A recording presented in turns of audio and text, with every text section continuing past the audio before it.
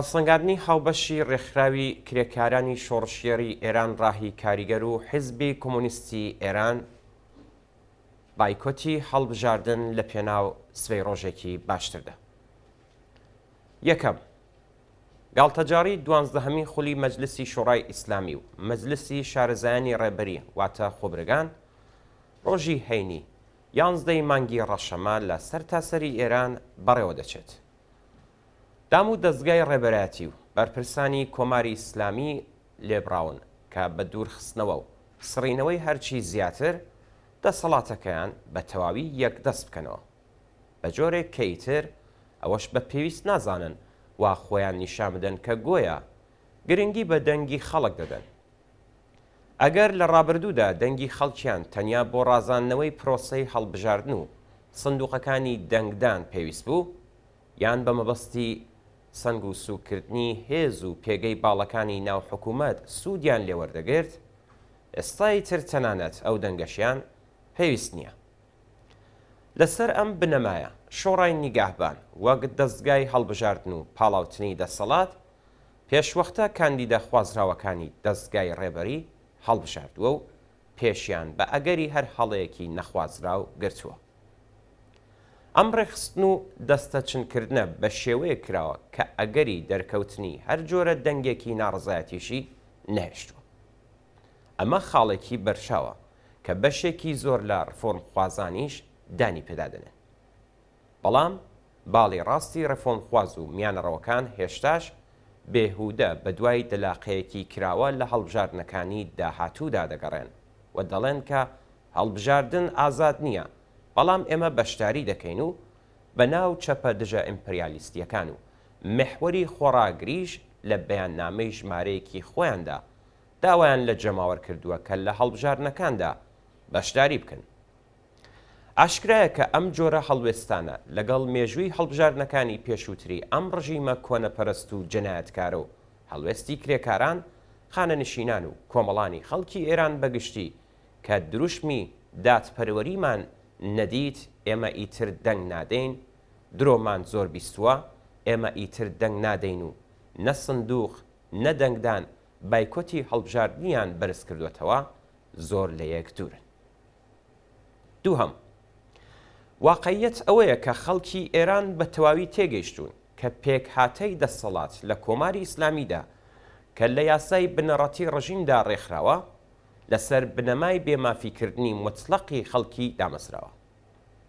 کۆڵەکەی یاسای بنەڕەتی بریتیە لە ئەسلی وەلایەتی فەقی، ئەسلێکی کە دەسەڵاتی نیمچە خودایی دەدات بەڕێبەری ڕژیم و سەرجەم ئۆرگانەکانی بەناو هەڵبژێردراو دا مەجلسی شۆڕای ئیسلامی و بیگرە تا سەر و کۆمار، مەجلسی شارەزایانی ڕێبەری و تەنانەت شۆڕاکانیش دامەزراوە گەلێکی نمایشی و بێدەسەڵاتن کە تەنیا بە دەستور و بڕیاری ڕێبەری ڕژیم و ئەو کەسانی کە لایەن ڕێبەرەوە دەستنیشان کراون دەتوانن ئەرکەکانی خۆیان بەجێبهێنن.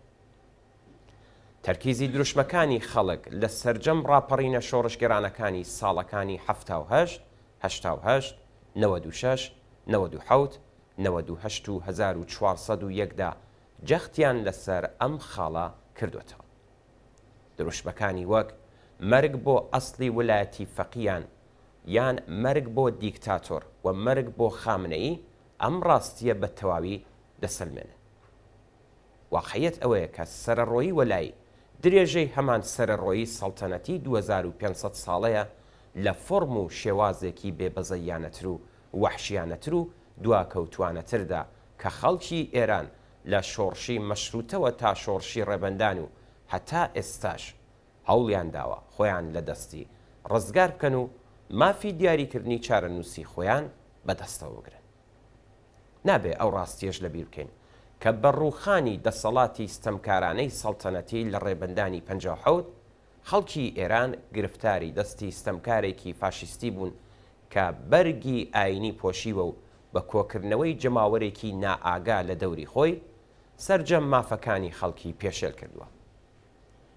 شۆڕشی ئەمڕۆی خەڵکی ئێران لە دژی فاشیزمی ئاینی کە لە ئاخێزی شۆڕشگێڕانەی ژینادا گەیشتە لووتکە، هەوڵێکە لە ناخی کۆمەڵگاوە بۆ دەستەبەرکردنی مافی دەسەڵاتدارێتی خۆی. ڕوونا کە ئەم ئامانجە لە ڕێگەی سندوقەکانی دەنگدانەوە بەدینایەت بەبێ لە کارخستنی دام و دەستگا سەرکوتگەرەکان و لە کارخستنی پێکهاتەی بۆرۆکراتیکی دەوڵەتی لە ڕێگەی نافەرمانیەوە بربڵاو مەدەنیەکان و ناڕزایەتی جەماوەری و مانگرتنە کرێکاریەکان و هەروەها ڕووخاندنی دەسەڵاتی مطلقی وەلایەتی فەقیە لە ڕێگەی شۆڕشێکی جەماوەریەوە ناتوانرێت ڕێگەی شکڵگرتنی دموکراسی و پێک هاتنی ئۆرگانەکانی دەسەڵاتی زۆرینەی ڕەهای کۆمەلگا خۆش بکرێت. کۆمەلگای ئەمڕۆی ئێران نەک ڕێگای چاکسازی لە ڕێگەی یاسای بنەڕەتی ئێستاوە وەک ئەوەی کە ڕێفۆرم خوازەکان لە ڕابردوودا خەیاڵیان دەکرد بەڵکو ڕێگای شۆڕشی جەماوەری گرتووەتە بەر. ئۆرگانەکانی دەسەڵاتی جەماوەری دەبێت لەسەر وێرانەکانی پێک هاتەی فاشیسمی ئاینی بنیات بندرێت.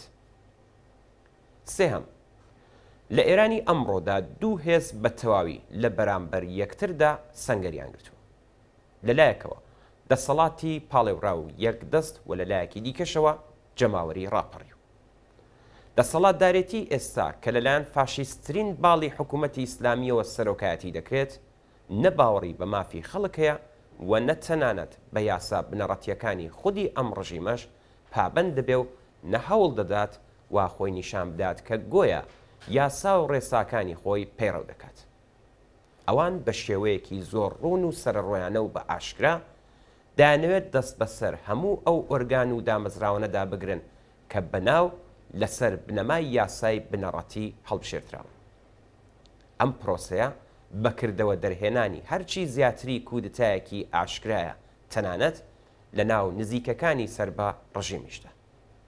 بەڵام کۆنتڕۆڵکردن و دەست بە سەرداگرتنی دامەزراوە سیاسیەکان تاکە ئامانجی ئەم هارترین باڵە فاشیستەی دەسەڵات نییە، بەڵکو کۆنتڕۆڵکردن و دەست بە سەرداگرتنی سەرجەم کەرتە ئابوووریەکانیش ئامانجێکە کە زۆر بە ئاشکرا کاری بۆ کراوە.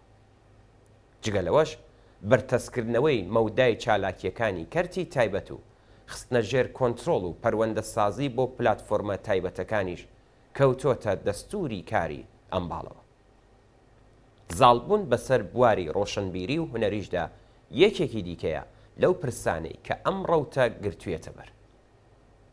هارترین باڵی فاشیستی دەسەڵات بە دوورخستنەوەی سەرجەم ڕکابەرەکانی ناو حکوومەت با دەست بە سەرداگرتنی دامەزراوە سەربازی و ئەمنیەکان و کۆنتڕۆڵکردنی دامەزراوە بناو هەڵبژێردراوەکان، دەست بە سەرداگرتنی کەرتە ئابووریە جۆرا و جۆرەکان و بە خۆمانەکردنی ئابووری وڵات و کۆنتڕۆڵکردنی فەرهەنگ و هونەر هەوڵ دەدات بۆ پێشگرتن لە ئەگەرەکانی داهاتوو و جێگرەوەی خامنەئی پایەکانی دەسەڵاتەکەی پتەوتر بکات.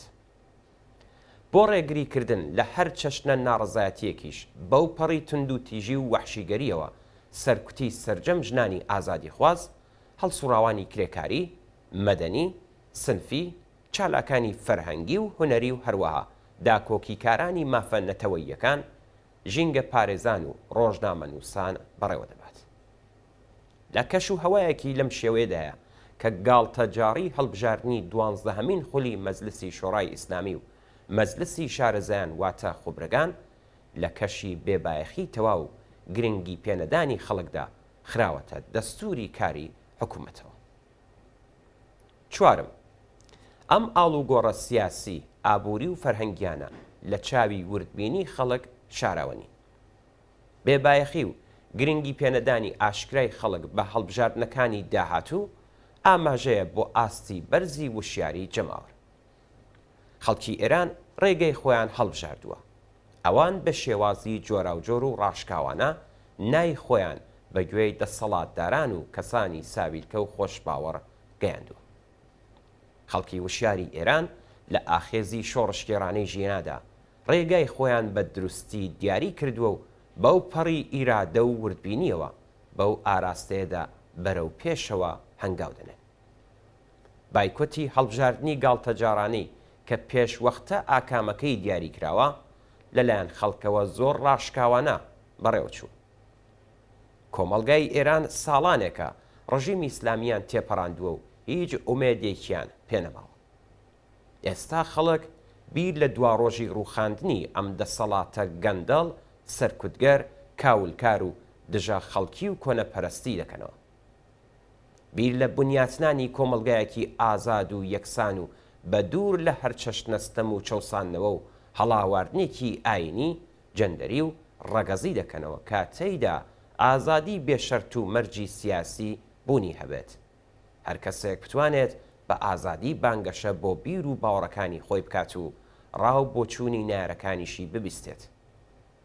داموو دەستگاکانی دەوڵەت بەرگریکار و پشتیوانی هیچ ئاینێک نەبن و ئاینی فەرمی هەڵبۆشێنرێتەوە.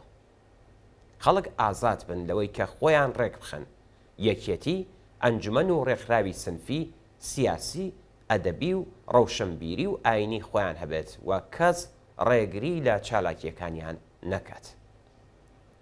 گەرانتیکردنی ئەو جۆرە ئازادیە بێشەرت و مەرجانە پێویستی بە هەلومەرجی دموکراتیک هەیە.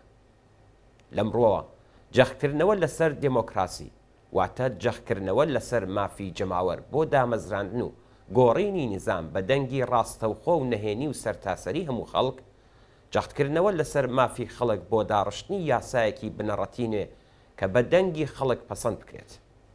جەختکردنەوە لەسەر دموکراسی واتە جەختکردنەوە لەسەر مافی خەڵک بۆ ڕێخستنی ئۆرگانەکانی دەسەڵات لە هەموو ئاستەکانی کۆمەلگادا، هەر لە گەڕەک و قوتابخانە و شار و گوند و کارخانە و ئیدارەکانەوە بگرە تا پارێزگا و سەر تاسەری وڵات.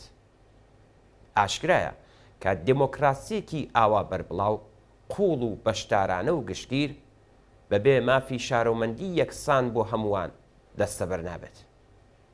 بەرابەری مافی ژنان و پیاوان لە هەموو بوارەکاندا، نەهێشتنی هەر جۆرە جیاوازیەکی نەتەوەیی، ڕەگەزی، جنسی، جەندەری، ئاینی و فەرهەنگی و بەتایبەتی مافی نەتەوەستەم لێکراوەکان بۆ دیاریکردنی چارەنووسی خۆیان و یەکێتی خۆبەخشانە یەکێکە لە بنەما سەرەکیەکانی دیموکراسیەکی گشتگیر و بەشدارانە.